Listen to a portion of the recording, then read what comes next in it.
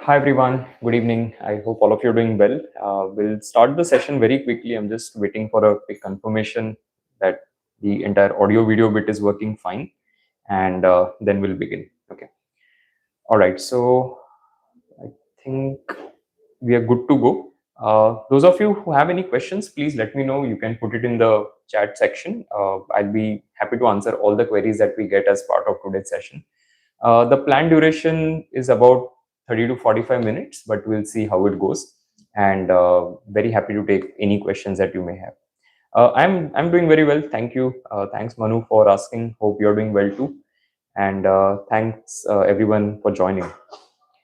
Okay, so I can see the first question. This is from Business Banarasi. I recently scoring 97 to 101 marks in mocks, but still not convinced enough that I can hit 99.5. Any last minute tip? Honestly, I don't think you need any sort of convincing or in any sort of validation, right? I think if you're getting somewhere in the range of 97 to 100, you know that you are there, right? So there is no reason why you should be seeking external validation from anybody.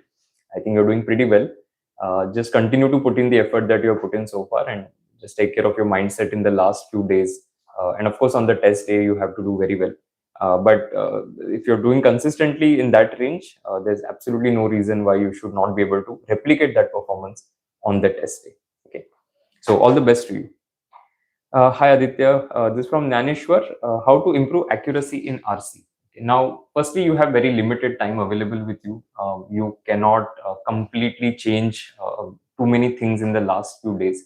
But what you can definitely do is analyze the past mocks that you have taken, and it will point you in the direction of what kind of mistakes you are repeatedly making and what are the traps in which you are falling repeatedly. So you just stay away from it as much as possible. Otherwise, of course, you should be doing a lot of RC practice, whether it is in the form of taking a live test, like an online test or a sectional, or it can come in the form of solving questions offline as well. But at this stage, I would suggest you to do more of online practice rather than offline practice, because that's what you will end up doing eventually, right? You're going to be taking a test which is in an online format. So the more RCs you solve online, or the more topic test, or let's say sectionals that you solve, or full length tests that you solve, that will be better for you. But analyze the past mocks and you will realize that there are similar mistakes that you make, right? So let's say, for example, you're typically getting all the inference based questions incorrect, right? Or any question which is, let's say, worded in a double negative manner, you tend to, let's say, make mistakes in those kind of questions. So that is where you can focus that, okay, let me work on specific question types, look at the answer, the text answer or the video answer, to see how you could have avoided that particular mistake. Okay. Hi, Shreyas. This is from Franklin. Has anyone with a 7 in 10th or 12th made it to IM ABC, because IMS profile ranker data says it's possible? So, see, not everybody, when you look at IMs, right? ABC, the thing with ABC is that you'll have to have something working for you, let's say in the form of graduation or work experience, or your CAT score has to be very, very good. Now, what happens with other IIMs, for example, if you look at Lucknow, right, there's no weightage on the 10 standard score. So it is always possible to get in, even with a low score, when you look at your 10 standard or 12 standard. But of course, a number of such people will be on the limited side, on the low side, and of course, they will have other things working in their favor, either in the form of work experience. And of course, category would be another advantage that will work for some people, and then the CAT score, right? So it's possible, but it depends. This is from SPRXHH. I'm lacking too much to clear VRC cutoff. First thing is you have to figure out whether your selection is okay or not, right? So when you look at RCs that you're selecting, are you selecting the right kind of RCs? For RCs, what are the types of RCs that you typically like? Are they more factual in nature? Or are there any specific types that you like? For example, somebody might like anything related to, say, sports or technology, etc. But the moment there is a psychology or philosophy, then you're not interested in it. So are you selecting the right set of RCs? That's one. Are you giving enough time for RC and VA? So in some cases, what happens is people over-index on one thing. So they, let's say, will do 30 minutes of or 35 minutes of RC and then just a couple of questions of VA. Or some people will do the whole VA, but they'll not do enough RCs. So you keep a mix of it, because you don't know where the easy questions are going to come from. So give enough time for RCs. For example, it could be somewhere around 20, 25 or maximum of 30 minutes.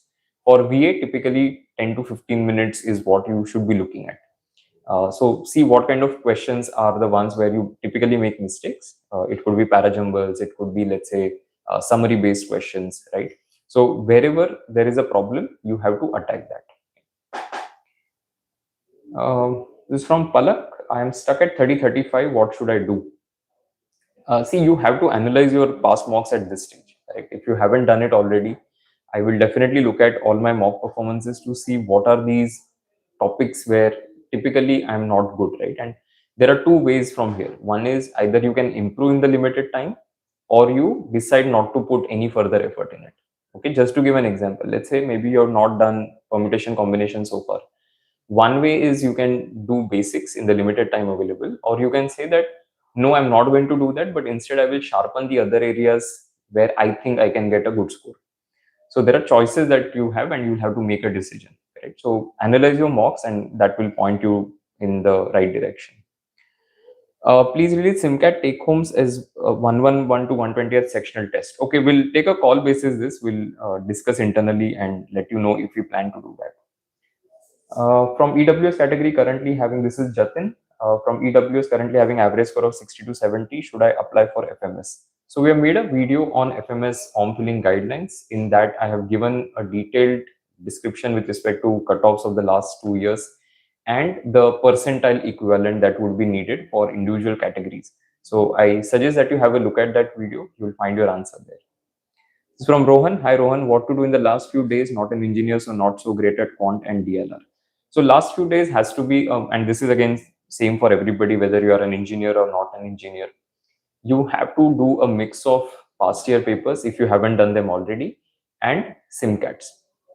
Now, how many mocks to take? Again, it's a very personal thing, but considering you have, let's say, about 15, 16 days ahead of you where you can actually prepare, I think you can realistically take about 8 mocks, which is on alternate days.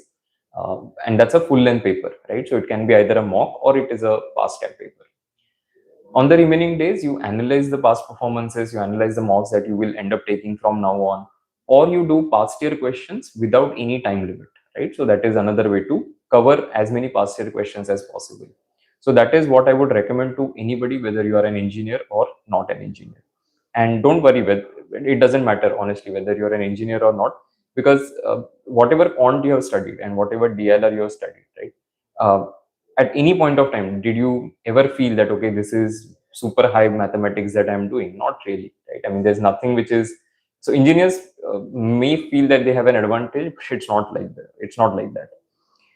Shruti, should I fill ISB form before CAT as I've given my NMAT and scored 212? Okay, so for ISB, firstly, when you look at the PGP-YL, where they accept the CAT score, you can fill the form even after CAT is conducted.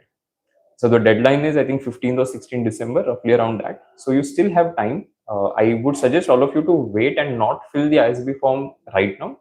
Post CAT, you can do that, because after CAT, we have all this percentile prediction and everything that happens.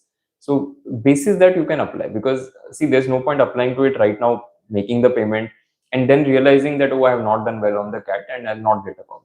You will end up wasting that money. So instead, what you can do is you can wait for CAT to get over, and after CAT is done, you still have 15 odd days in which you can fill your application. You can start filling the form though. You don't have to make the payment. That is what I was trying to get at.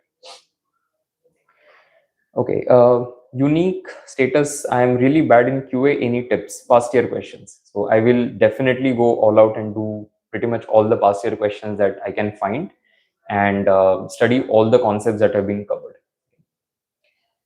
Shreyas, I seem to have a problem with my admit card. I'm a PWD student, but the admit card says only 4:30 to 6:30. Will I get 40 minutes extra? Yes, Shreyas. Actually, in fact, I had done a stream a couple of days back, and the same question was asked by somebody. I don't know if it was you. I went and checked the admit cards of last year for PWD students. So on the admit card, it will continue to say 4:30 to 6:30 or whatever is the duration, which is 2 hours. It will not give you extra time on the admit card. But what happens is when you actually go for the test lab in which students go, that lab is different for PWD students, and there in your interface you will find 40 minutes extra. So you will not find it on your admit card. Next from Dutch Palli. I'm scoring around 40 marks in Proctored test. Any tips to score around 90-95 percentile in the main test? See, ultimately your percentile is relative, right? So it's not going to be purely a function of how many raw marks that you're getting right now, correct? So you never know. I mean, maybe the requirement for 90-95 percentile could go, let's say, somewhere close to 70-80. It might be around 50-60 as well, right? So that depends on the difficulty of the test. If you're getting 40 consistently, I think that's a reasonable position to be in. You can definitely push from here. But what you'll have to find is, okay, what are these topics where I'm skipping, let's say, A category questions from? So when you do your Simcat analysis, you have a question selection tab. In that, look out for any A category questions that you may have skipped. And your focus in the next 15 days is going to be, okay, how do I reduce the number of questions that I'm skipping from A category? Or if there are any C category questions that I do and I end up getting them wrong. So that is what you need to avoid. So I'll go very strategic about the whole thing in the last 15 days, that what is it that I'm good at and what is it that I'm not. See, for personally also, for example, if you give me PNC questions, I will solve them, but that's not my first pick. So I typically don't jump onto PNC questions because I don't like PNC much as a topic. I mean, if I have to, my preference order is always arithmetic, then numbers questions and algebra. So I tend to do well on these three areas: numbers, arithmetic, algebra, compared to the other areas that are there. So I will go with that thing that, okay, if any question comes from this, then I'm going to attack it. But if something comes from, say, PNC or geometry, it's not a first round question for me. Okay. But again, depending on the question, you might have to change that. So you see a very easy geometry question, it has to be there in your round two, right? It should not happen that you came out of the test venue without having done the easy category questions. Premanand, last 2-3 IMS mocks, how close they are to the actual test. So across the board, right? I mean, when you look at Simcat 1 to 20, we have tried to give fluctuations in terms of the difficulty of the test. So nothing specific about the last 2-3 mocks. In fact, we try and keep the mocks to be closer to CAT or sometimes slightly less difficult, because then we don't want anybody to feel very bad towards the end, right? So if we keep a very difficult mock at the end, people are not going to be happy about it, and we don't want people to walk into the test center with that mindset. So it's not to create like a feel good kind of a thing, but it is basically to just ensure that people don't get super demotivated. I suddenly went from 30s to less than 50 in my 15 in my VRC. What should I do to get back now? If it is a one-off test, I will not worry about it. So that's fine. I'm scoring 70 to 18 Simcat on average. What shall I do to push to 99 percentile? So from 80 to 99 is going to be somewhere around maybe 3 to 4 extra questions in each and every section, correct? So if you look at it, you will have to do maybe one more RC if you can squeeze that in. Definitely one more LR or DI set, and then a couple of quant questions, right? So you will have to see what are these areas where I'm typically struggling, and either take a call whether to do them right now or to keep sharpening the ones that you already know. And that's a very important decision to make. Okay, so it's not going to be easy, but you will have to take that difficult call and say, fine, maybe these are the areas that I'm going to leave now. And I was talking to a student that day, and he said that I'm going to leave geometry. Now, let's say 6 months back, I would have asked people to study everything. But now, if somebody says, I want to leave geometry, I said, okay, fine. As long as you have done basics, you can actually stop putting more effort on one area. Because if you look at geometry, how many questions have been asked in the past, you can still survive on the test. So that student's goal is different. The goal is to clear sectional. In that case, you can do that. If your goal is to get, let's say, a 99.5 or 99.9 percentile, then you don't have a choice. Then you can't say, okay, I'm going to skip something. Okay, Omkar, is mock score in the range of 60-75 good? Pretty good. I would say anything as long as it is more than 40-50 if you have been scoring consistently in IMS mocks, right? Leave out some exceptions, some tests where you have done terribly badly. You can leave aside that. But if it is decent in the 40-50 plus range, I think you're on your way to get to a reasonable score on the test. See, because understand that all of your, when you think of Simcats, right? They're taken by limited number of people. When you go actually for the test, you have a lot of dead weight, right? People who are just there for the sake of it, people who are not prepared, people who have not taken enough mock tests, and they're there for fun, right? For whatever reasons, that will definitely push up your percentile. So I'll not worry too much about that. Uh, okay. Okay, this question I've already answered. Scoring well in VRC, LRDI, but somehow even after giving most of my time to QA, the most I've scored is 24. And I noticed that 6 to 9 marks I missed because of my silly mistake. Yeah, Manu, now you know, right, what kind of mistakes you're making. So the key is to avoid those mistakes. See, now you have figured that, okay, there are these 6 to 9 marks that I could have got more every single time. But why are you not getting it? Is it because your question selection is not that great?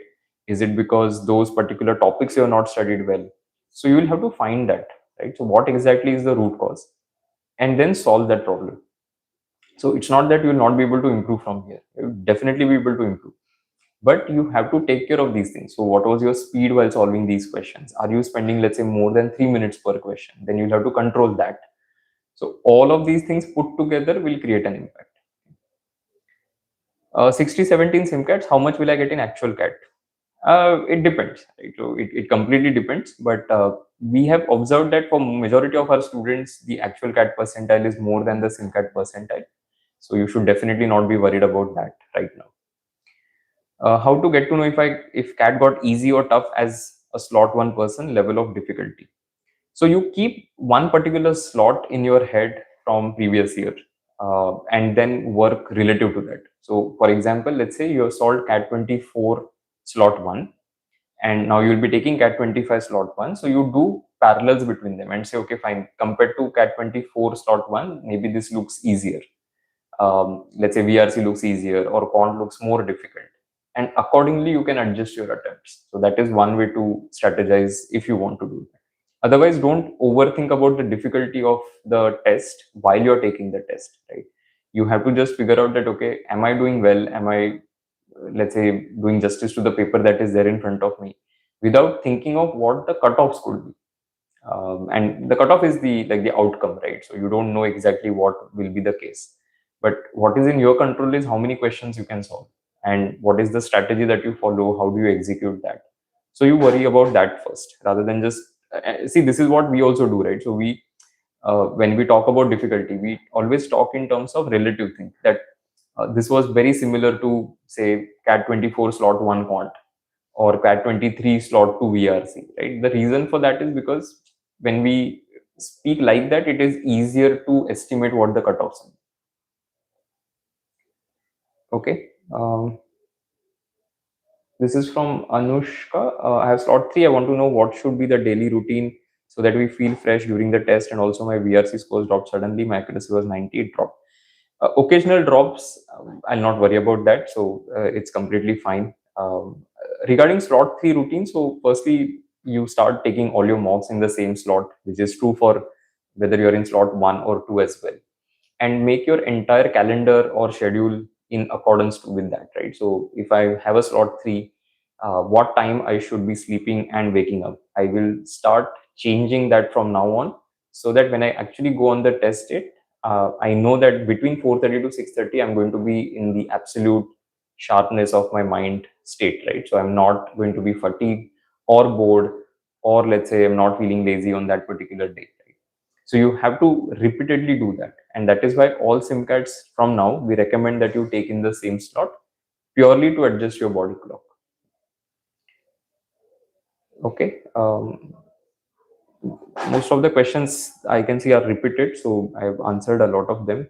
Um, what's the best way to revise QA and how to avoid pressure right now?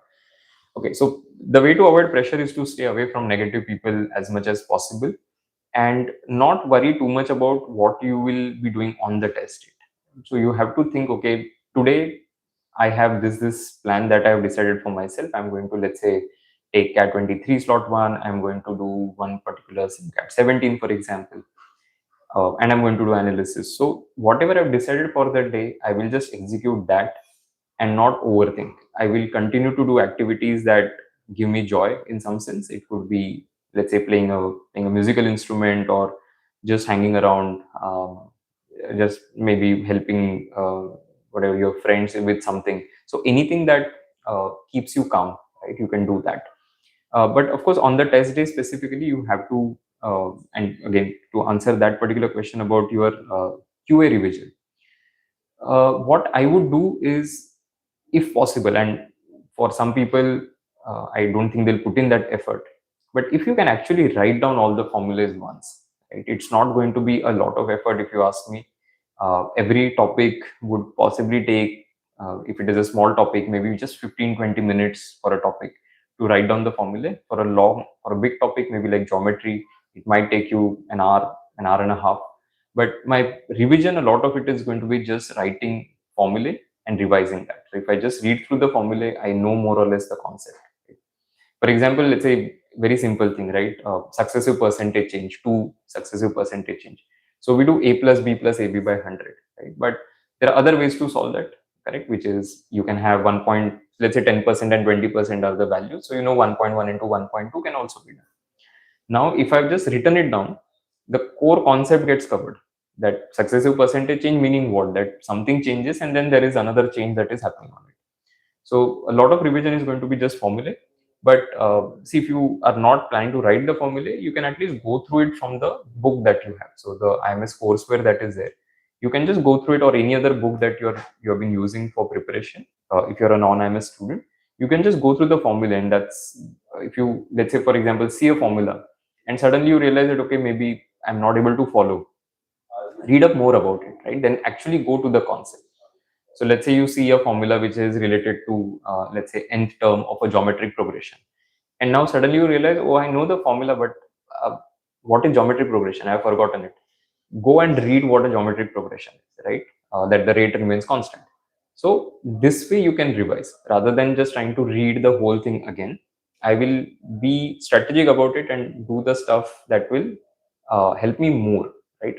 See, if I just read all the formulae, that is one way. But if I read the formula and I think that, okay, I'm not very confident about this concept, it is a bit shaky, you have to then read up a little bit more. Okay. I would request people not to put the same question again, because what happens is then the stream gets flooded, and unfortunately I might end up missing your question in that case, right? So it's better just to, if you put a question, I will hopefully get there. I don't know, because there are like too many questions right now. So I don't think, maybe I've been going very slow in answering the questions. Let's see. How much ACATs affect SC/ST student? I saw the question like 10 times, so I'll just take it. See, low ACATs will affect anybody, right? Whether you're an SC student or an ST student, correct? So, because the competition is everywhere. So, whether you belong to general category or EWS or NCOBC or SC/ST, within your category, there is going to be competition. Ultimately, everything will come down to the composite score that you get. So, every IIM will arrive at some composite score basis which they shortlist candidates. So, yes, ACATs will make a difference, but if you ask me, I will definitely not worry about it right now. Fladicted, I'm just answering your question only. So don't put it again and again. But yeah, it will affect. But see, is this the right time to be thinking about it? My answer is no. I will not worry about how much it's going to affect me, what B schools have, what criteria and stuff like that. How is that going to help me over the next 15 days, right? So once you take the CAT, you will have all the time in the world to think about this. If less time, what Simcats to attempt for CAT level questions? Okay, maybe we'll publish a message regarding it. I like the question, but we haven't really sat and thought about which Simcats are very, very close to CAT. We'll have to maybe look at them again and come up with something that we can forward on the groups, the Telegram groups, etc., so that you can maybe prioritize a little bit. Struggling with LRDI in the past 4 to 5 mocks, it was a different story before that. How to improve? Okay, so one is, the reason could be pressure, that since you mentioned last 4 to 5 mocks, because it won't happen that you have been doing very well and suddenly the performance drops unless something has gone wrong, right? So either it could be on a strategy front that you didn't select the right things that you should have done, or at a psychological level, the confidence is not there, or suddenly there is pressure that you're feeling, because of which the performance has gone down. What I'll do is I will go through the last 4 5 mocks and see whether my questions, whether my set selection was proper or not, and did I make any sort of mistake, like maybe overthinking about my previous attempts. So that is another common mistake that happens, that you tend to think that, oh, I had done so many sets in some other mock, why am I not able to do it right now? But that overthinking bit has to be taken care of. You have to stay in the moment and say, okay, fine, I have spent 5 minutes on this. Is there any progress? If there is no progress, you have to move on. Right. So look at the last 4 5 mocks, and but otherwise, overall, if you're doing well so far, I would not really feel low because of the last 4 5 mocks. I finished concepts up to half of module 2. No, I'm not getting exactly what to do. I've done almost 13 Simcats and the scores are pretty fluctuating, like 2027. Okay. Since you haven't done majority of the modules, it is going to show up in your score, right? So what I will now suggest you is to just focus on arithmetic, numbers, algebra, maybe these 3 areas. If you have any other favorites, you can do that. But I'll be selective about topics. Do more of arithmetic. Ensure that I am good on that front, so that potentially my score will be higher when I go for the CAT. Scoring 80 to 100 in Simcats, can I cross 99.5 percentile? Why not? I mean, see, anybody who I would say has been scoring consistently, right? You will expect, or you should expect, growth in your score on the test sheet, because there are a lot of things that will work in your favor on that day, and your percentile will get up. So I'll not worry too much about percentile. From a attempt perspective, just be mindful and careful, and you do the right things. See, it will happen, because it happens to pretty much everybody, that you will make uh, a lot of decisions on that day. Some of those decisions are not going to be great. What you need to reduce is the percentage of such decisions from the total decisions that you make. I mean, just think of it, right? You have all of these questions, right? Let's say 68 questions is what you have. You are going to make 68 decisions. If, let's say, forget the fact that there are some grouped questions like RCs and DI sets and so on. Let's say 68 decisions is what you will make on that day. I want to minimize the wrong decisions, correct? And if I can do that, my score is going to be great. So that is what I will focus more on. I'll not worry about things like what a lot of students are asking right now, that will I get so much percentile, right? See, it's a function of relative performance, correct? So if on that day, even if I, let's say, get a score of 60, and that 60 is better than 99% of the population, I'm going to have a 99 percentile. So I'm not going to be very hard on myself that I got a 60. My thing is, okay, 99 percentile is what I got. So I have to be happy with that. See, because if you look at past years, right, look at like previous years of CAT, there have been cases when the 99 percentile mark has been what, around 50% of maximum marks. In some years, 45%, 42%, 39%, and so on. So you never know, right, what is a good score in terms of raw score. But once the result comes out, then you know that, okay, I ended up doing much better, right, in terms of percentage.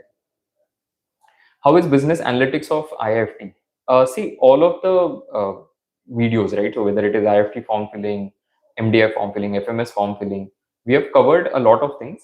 What I would suggest is you firstly look at whether you're interested in the specialization or not, and that particular program, and then you make your application decisions. Okay. So for IMS students, we have a session in the evening today, which is on B-School application strategy. If any of you have any application specific questions, I would suggest that you can join. It's happening at 7:30, and it's on Zoom. Right? So it's not on YouTube. It's only for IMS enrolled students. What are going to be the minimum question needed to attempt to get more than 95 percentile in 25 across all the sections? This is something that you can't answer before you see the paper. Okay, but if you look at the past year's data, you will see that you will have to do n number of questions, and that number varies from year to year. Go to B School Zone, and there you will find cutoffs of last 4 years rather, the score versus percentile tables. Have a look at that, which will give you idea of, okay, how much score do you need for a certain percentile. Okay. Again, I would request people not to put the same question again. Past year questions versus Simcats, what should be the main focus? Not doing one over the other, right? So it's not either or. I would say you do a mix of both. Depending on how many past year questions you've already done, you can decide that number. But if I have to pick, let's say about 8 mocks, I would do 4 past year questions or 5 past year papers and remaining Simcats. But as I said in the beginning, when I say you are taking a full length test, let's say 8 full length tests, that test can be a Simcat or a past year paper. On the non-mock days, I can always do a past year paper in a in an untimed manner, right? So rather than taking it as a full test, I will just solve the questions.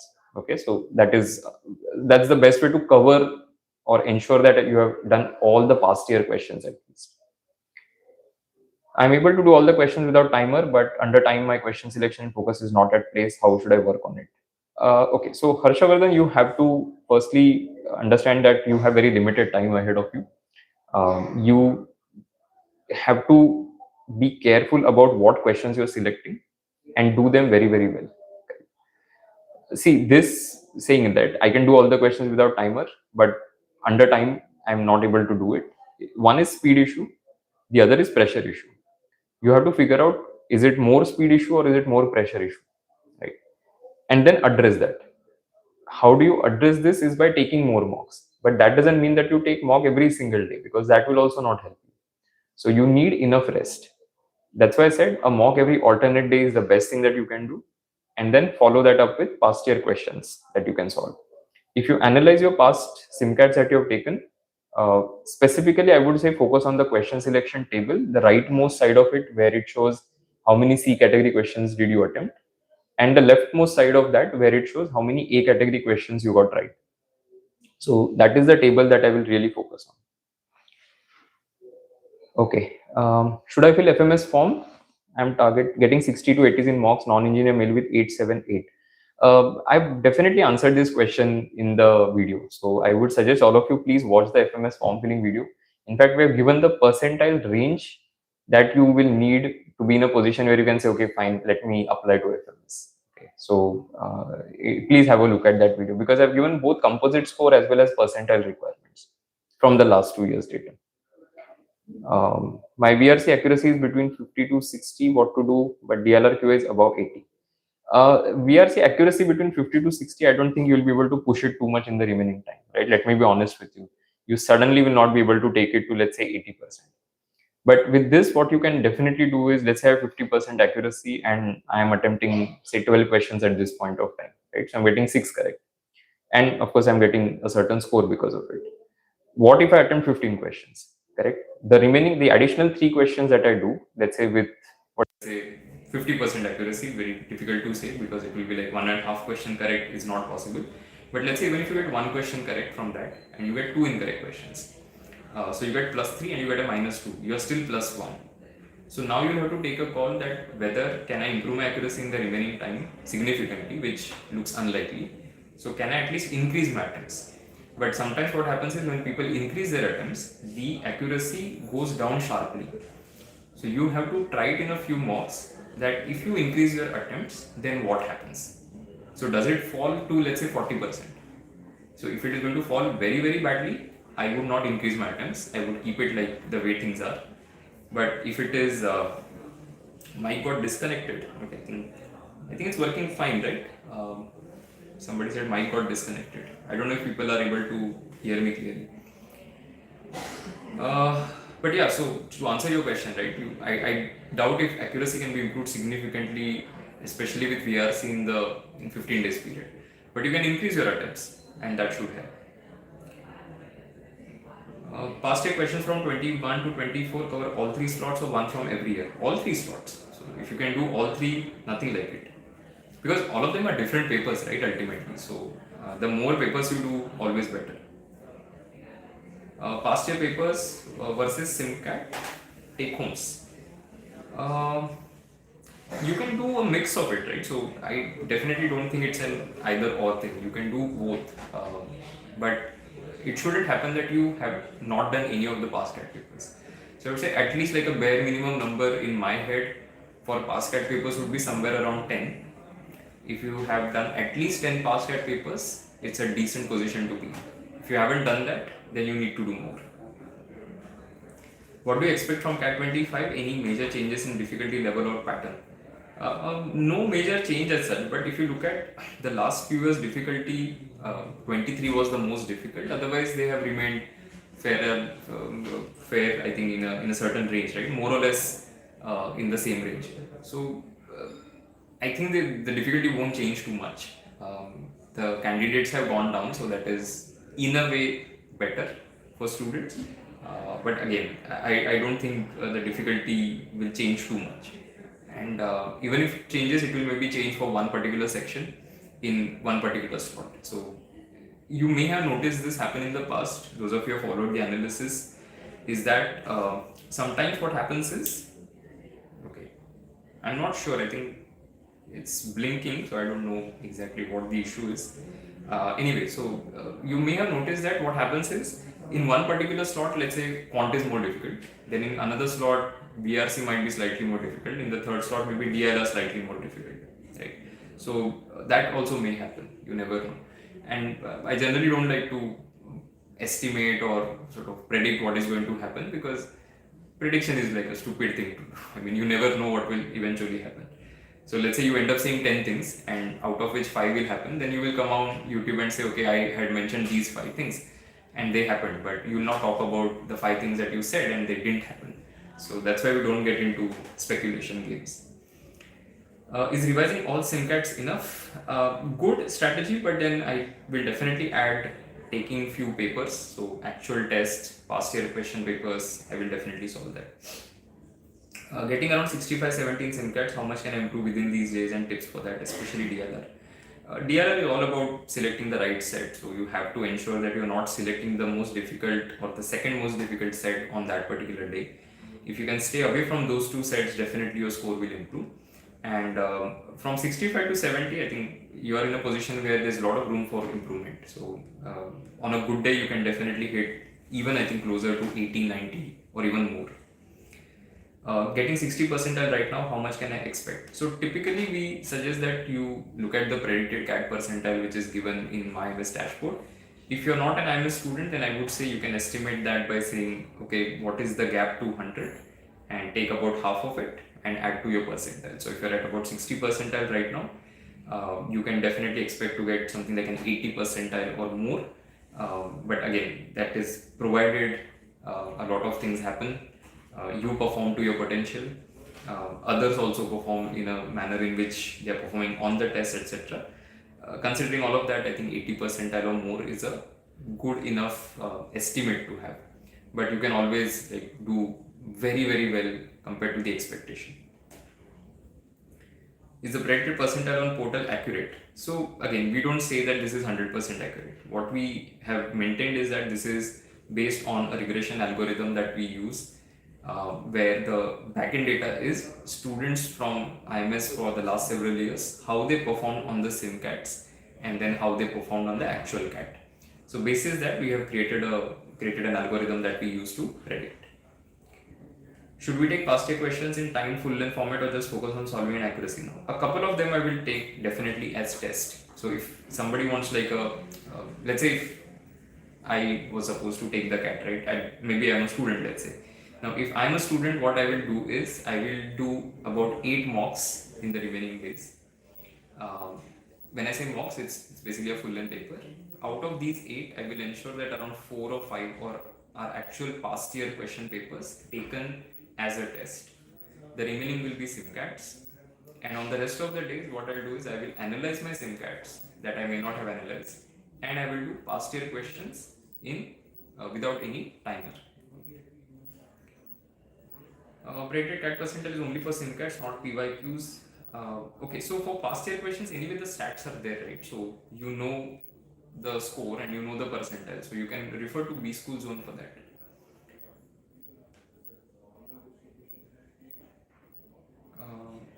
Predicted percentile not using past CAT scores. What we do is we look at Simcat scores of the students and how they performed on the actual CAT, and that is what we use to predict the percentile. So typically you would have seen something like, let's say if you're getting a 90 percentile on the Simcat, your predicted CAT percentile would be somewhere around, say, a 96 or a 97-ish. I'm not able to attempt more than 7 questions in Quants. What should I do? Every Simcat that you have taken, right, go and analyze the remaining 15 questions which are there, what are the topics from which these questions have appeared? And out of these 15, let's say there were 4 A category questions. I will just focus exclusively on them. I am not going to focus on all the 15 questions. So every Simcat you pick, let's say you were able to do 7 questions, correct? You're not able to do the remaining 15. Pick those 15 questions. Out of them, how many were A category questions? Focus only on them. And do it for all the Simcats that you've taken. Only getting 97 percentile in mock. 97 percentile in mock is not only 97 percentile. Right? Firstly, you are competing in a pool which is a pool of more or less serious candidates. When you go for the actual test, there is going to be a lot of dead weight. People who are there for whatever reasons. And I've had these cases where in the past where I've gone to a test center and somebody sitting next to me. This happened with me once in Pune that the person asked me, can I switch from one section to another? So there will be people who are clueless as to why they are there, and because you have thought about your career seriously, you have taken Simcats, you have been solving questions, you must have done. Any good candidate would have done at least 3,000-4,000 questions. You are way ahead of others. So don't think that your percentile is just 97 percentile. In the actual test, it will translate to a much higher percentile. Can you tell average score for 98-99 percentile based on previous few years? See, all of that data is there on B-School Zone, and honestly, there's no point even memorizing all of these numbers, right? Because for every section, that number is going to be different. But since you asked that, I can actually just tell you, because see, I would recommend all of you check out bschoolzone.imsindia.com. It's a free resource that we created for all the students. And if you look at there, you have the entire thing, right? 80 to 98 percentile in Simcats or whatever it is that students are asking. You will be able to find the equivalent scores there. So let's say, for example, 95 percentile in CAT 24 was 13 VRC, 27 in DLR, 22 in QA. Overall, it was 70. I could find that information because it's there on B-School Zone. Okay, so please check that out and bookmark the page so that you can come back to it later. What to do when you mess up your selection in DLR? Good question. So has happened with me in the past as well. And the only thing that you can then do is if you realize that okay, you're getting stuck, you take a call that am I going to continue to put in effort or not. If you decide to stop, quickly look at the remaining sets and pick the easiest one. So you just readjust, right? There's nothing else that you can do, because let's say you put 7 minutes, you're not able to solve anything. 7 minutes are gone, correct? There's nothing that you can do to recover those 7 minutes. But you still have 33 minutes, correct? And in 33 minutes, you can definitely do 2 sets. So I will not give up, which is what a lot of people end up doing, right? So they will just leave it. But you have to know that comebacks are possible even in the last 5 minutes, where you can actually crack a set. And this has happened with me, and it has happened with a lot of students, that in the last 5, 6, 7 minutes, they have got something has cracked and they have got, let's say, maybe 3 marks extra or 6 marks extra.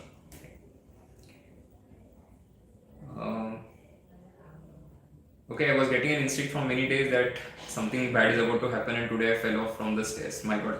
So again, be careful and take care of all of these things. I mean, I'll definitely not run on the stairs and things like that. As much as possible, just please take care of yourself, right? Your health is super important in the last few days. What you eat, when you sleep, how much you sleep, do you take a little bit of exercise, and so on. All of that will make a difference. How many questions of trigonometry can come? Not more than 1 or 2 questions. Okay, what's the difficulty level between slot 1, 2, 3? Some are saying 3 is easier compared to 1 and 2. I hate everybody who says that, right? I mean, there's no, how can somebody say things like that slot 3 is always going to be difficult or slot 1 is always going to be difficult? All of that is just pure stupidity, right? You never know how the questions have been put, right? So it's random, right? It's arbitrary. You don't worry about those things. So anybody who is saying slot 1 versus slot 2 versus slot 3, this is easier, that is better, past year analysis, all of that, how is that going to help? I mean, where were all these people when CAT 23 happened, right? So that's why prediction game is stupid. It doesn't help anybody, right? It can get YouTube views, but then it's not the best thing to do. Because if everybody was right on prediction, people would have predicted CAT 23 is going to have the most insanely difficult quant section of the last several years. Nobody had it before that, right? So you never know what is going to happen. Only 8 questions if I do, how much percentile can I get? So typically in any paper you will find, let's say if it is quant, right, you will find at least about, I would say 5 to 6 A category questions. If you can do all of that, typically you would end up at 90 plus percentile, 90 percentile or roughly in that particular range. Best resource to practice LRDI set if I'm struggling to solve even one set. I will just do past CAT questions in that case. Right? I'll go all out and do all past CAT questions. And of course mocks. VRC accuracy is very poor. Any suggestions regarding this? See, limited stuff can be done in the limited time that is available. I will try and solve at least about 4 to 6 RCs every single day. This can come from offline practice and of course the test that you take, like a, let's say, Simcat or a past year question paper that you solve. I will focus on what kind of errors am I making. Are there any particular type of questions? I mentioned this earlier as well, but let's say inference questions you always go wrong, or questions with any particular framing, let's say double negative framing. Then I will work on specific question types. That is one way to improve your accuracy. I'm a repeater and solved last year proctored mocks, so should I take home this year as they seem similar to me? If you have solved last year's proctored, then you should be doing this year's proctored, right? Because the proctored are always new. Take homes is basically where we use questions from the previous proctored papers. I'm scoring around 70 in Simcat. Will doing PYQ help me in increasing 20-25 marks, especially in quant? And where does this show like A category question? So you go to your Simcat analysis. When you go to the analytics tab, in analytics tab there are 4 other tabs that you will see, and in that you will see all the questions, and against that you will see A category questions where it is written. 2018 and 17 papers on the portal. There is a reason why we decided not to add that, because firstly it is in the old format. Since then the format has changed, and so earlier it used to be a 3-hour paper, right? The number of questions is different, so it is not helping too much. And honestly, if you do, let's say, even from CAT 21 to CAT 24, you have a wide variety of difficulty that you have seen, and that serves the purpose. Okay. I spent last 5 minutes taking some questions because we have already gone beyond the time, but I also have another session after this, so I have to prepare for that a little bit. So last 5 minutes is what I'll take questions for, and then we'll call it a day. Okay, but of course we'll be doing this again soon. So don't worry if your question does not get answered. What you can also do is leave it as a comment, and I will try and get back, okay, as soon as I can. Are Simcats arranged easy to difficult? No. I have done only arithmetic. Is it suggested to do new topics now? Only arithmetic can take you to a certain level, correct? If you want to increase your score further, one way is to have very solid accuracy on your arithmetic and be good at all the topics under arithmetic, or you can add maybe one more topic, right? One more comfort area. For example, it's definitely possible to study, say, something like a progressions, right? It's not very, very difficult as a topic, very limited formulae. So I can still study that a little bit. Or I can do, let's say, logarithms, right? I can definitely do indices and surds, something from numbers. So anything that is like a low-hanging fruit, right? Very limited scope, I will do those topics. Anything that is too broad is a little difficult to cover in the remaining days. When I solve a DLR set, I keep rechecking. That takes a lot of time. How can I get better? Don't recheck. See, if you put something, you have read something, you put it on the paper, and you, while reading itself, if you be careful, you will reduce the rechecking feeling that you are getting. Okay, getting 94, 96 percentile in past papers, but it's lower, like projected 80, 85 percentile. Is there any chance I can get 99% in the actual test? Okay, so if you've got 94, 96 percentile equivalent on the past CAT papers, right? I think you can work with that. You don't have to worry about the Simcat predicted percentile. My score being stuck between 50 to 72, that's still a pretty broad range. I'll focus on the 70s that I've scored and not 50s that I've got. So my suggestion is going to be not to get, firstly, constrained by the range. So don't say that I've been getting this much, so even on the test date, I will try and get in that range. You have to go beyond that. So be ready to, don't be surprised if you're able to solve more questions. That's one.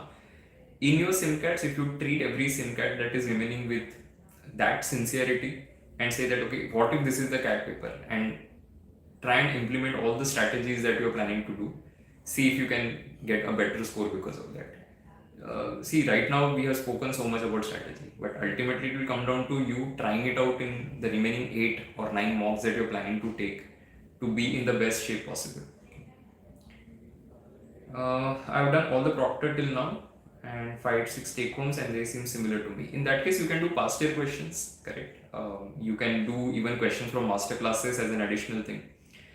I'm able to solve DLR sets post exam while doing the second time, but not during the mock. Again, that's a problem of everybody, right? So, see, what happens is after the test, there's no time pressure.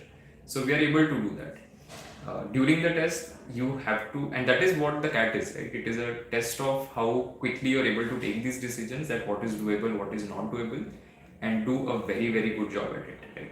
So that is what the whole thing is. You have to master that. That's how the test is structured. Spend initial 5 minutes, figure out what sets you're going to solve, attack them 12 to 13 minutes per set. If you can still do 3 sets are possible, right? So I would try and keep myself under that limit as much as possible. Simcats have not given all, that's okay. Solved some and scored low, that's also okay. Started past year questions. If you're doing well on the PYQs, you can continue to do that, correct? See, right now, it's not a question of whether all of you should do Simcats or all of you should do XYZ thing, right? It's about what keeps you going and what will help you to feel more confident about yourself. So even if you take, let's say, past year question paper, right, and it's a slightly easier test if you want to pick, right? For example, if you pick CAT 21, now CAT 21 had 45 marks as 80 percentile. In the last couple of years, that has never happened, right? So 23, 22, I can see 34, 36 was the score. So CAT 21 easier, right? So why don't you take CAT 21? It will boost your confidence up, and that's always a good thing to have. Okay, all right, guys, I'm very sorry, but we'll have to pretty much end the stream at this point of time. I really appreciate, first of all of you turning up and asking so many questions.